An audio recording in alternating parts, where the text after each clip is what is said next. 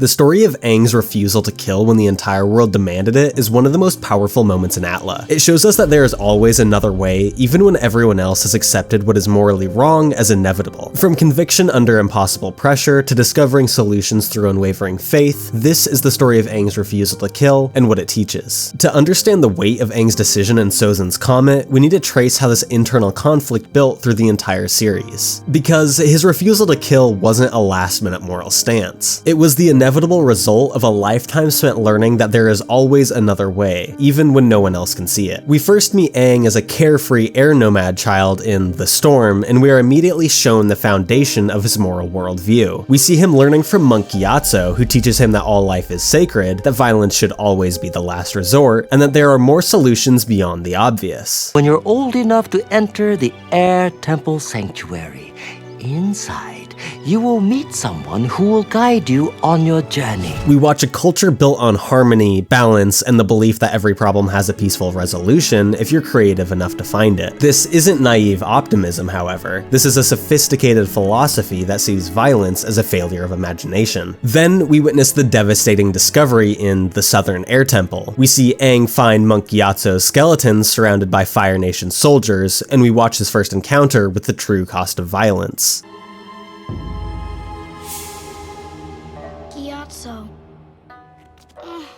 We observe his rage trigger the Avatar state, and for the first time we see the terrible power at his disposal. In this moment, we understand that Aang's pacifism isn't born from weakness. It comes from someone who knows exactly how much destruction he's capable of and chooses restraint. We are shown the complexity of his position in the Avatar state when General Fong tries to force him into the Avatar state to end the war quickly. We watch Aang resist, explaining that he's afraid of the power, afraid of hurting innocent people. You could save her if you were in the Avatar state.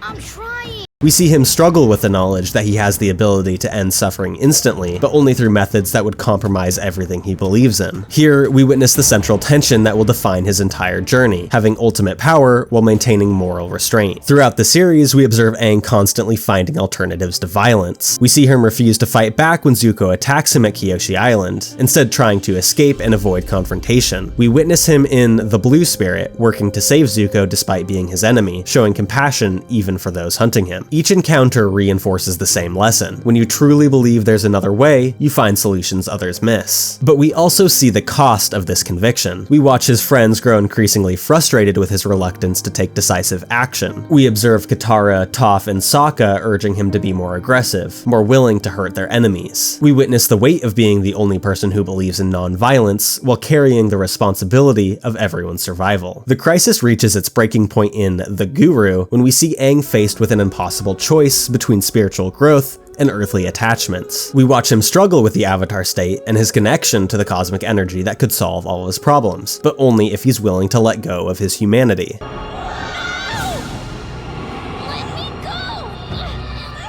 We observe him choose love over power, attachment over detachment, remaining human over becoming a force of nature. This decision foreshadows his ultimate refusal to become a weapon, even a righteous one. As Sozin's comet approaches, we are shown Aang's growing desperation in The Old Masters. We see him seeking guidance from his past lives, hoping they'll tell him there's another way. And we watch Avatar Roku appear and immediately confirm his worst fears.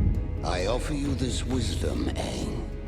You must be decisive. We witness Aang's face fall, as the one person he hoped would understand instead reinforces the binary choice he's been given. Then we see Avatar Kyoshi materialize with even less ambiguity. I offer you this wisdom, Aang. Only justice will bring peace. We watch her explain that she created Kyoshi Island by literally splitting the earth, killing the one who stood in her way. We are shown someone who embraced decisive action without moral hesitation, the complete opposite of Aang's careful consideration. We observe Avatar Karuk echoing the same message, before Avatar Yangchen, an air nomad like Aang, delivers the most devastating blow yet. This isn't about you. This is about the world. Even his own people's avatar tells him pacifism is a luxury he can't afford. We watch Aang's expression as his last hope for validation crumbles. Every authority figure, every past life, every wise mentor tells him the same thing: kill or watch the world crumble. And then we witness something heartbreaking. We see Aang, defeated by the combined wisdom of generations, tell Momo, Guess I don't have a choice, Momo. I have to kill the Fire Lord.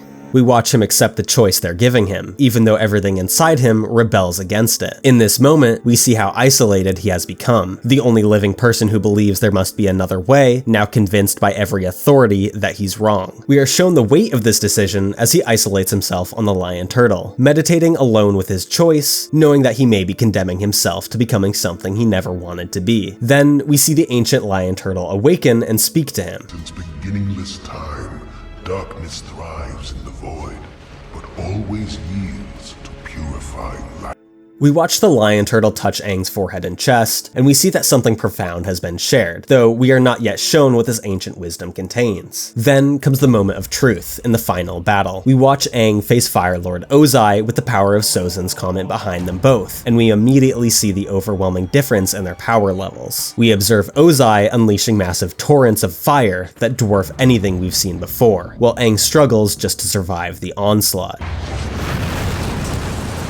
We see Aang on the defensive, barely able to keep up with the Fire Lord's relentless assault. Then, Aang's scar is struck with a rock that forces him to enter the Avatar state, and suddenly we see him gain the upper hand. We observe Aang wielding all 4 elements with devastating precision, creating massive earth pillars and walls of fire that not just match, but overwhelm Ozai's power. Ozai's face turns from confidence to fear as he realizes he's no longer the strongest person in this fight. Aang immediately seizes control of the battle, bending all 4 elements simultaneously in a display of raw power that leaves Ozai helpless. And then we watch the crucial moment where Aang has Ozai completely at his mercy. The Fire Lord, pinned up against a rock, defenseless, with Aang's hand raised and glowing with the Avatar state's energy,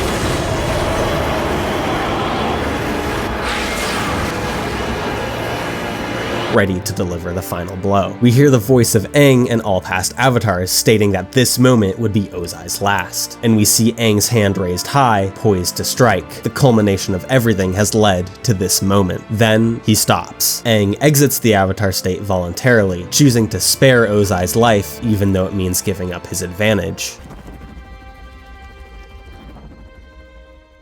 We observe Ozai's shock. He cannot comprehend someone having the power to kill and choosing mercy instead. In this moment, we witness the true strength of Aang's conviction. He would rather risk everything than betray his values. And as you would expect from his character, the Fire Lord takes this opportunity to try to get one last strike off on Aang. After swiftly evading and restraining the Fire Lord, Aang places a hand on his forehead and chest, and suddenly we understand what the lion turtle taught him: energy bending. The ability to remove someone's bending rather than their life.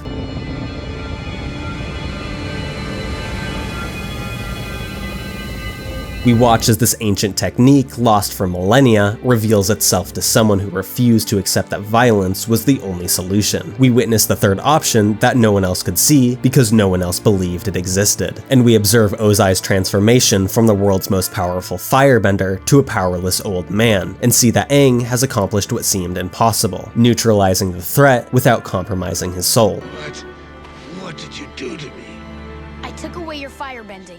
You can't use it to hurt or threaten anyone else ever again. We watch as the solution proves more elegant and more permanent than simple killing would have been. Death would have made Ozai a martyr, but this makes him irrelevant. The resolution shows us something profound about the nature of moral courage. We see that Aang's naive refusal to kill was actually the most sophisticated solution, and witness how maintaining his principles didn't weaken him. It opened him to the possibilities that others missed. We observed the very thing everyone told him was his weakness become his greatest strength. Aang's story teaches us about the courage to reject false binary choices. We live in a world that constantly presents us with impossible decisions where all options seem to violate our core values. We're told to choose between success and integrity, being practical and principled, or between winning and staying true to ourselves. And Aang shows us that these are often false dilemmas designed to make us abandon what matters most. His refusal to kill demonstrates that moral integrity under extreme pressure isn't just admirable, it's actually practical. When everyone around around you is saying, just this once, that's precisely when holding firm becomes most important. The moment we abandon our core beliefs is the moment we lose ourselves, and a world saved by someone who has lost their humanity isn't truly saved at all. Most importantly, Aang's journey teaches us that creative solutions require faith. Innovation comes from rejecting the status quo and believing that there must be another way. When we truly refuse to accept the given options, we open ourselves to possibilities others can't see. But this requires the courage to stand alone when everyone else has accepted defeat. In the end, how we achieve our goals matters just as much as whether we achieve them, and sometimes staying true to ourselves is the only way to find the solutions we truly need.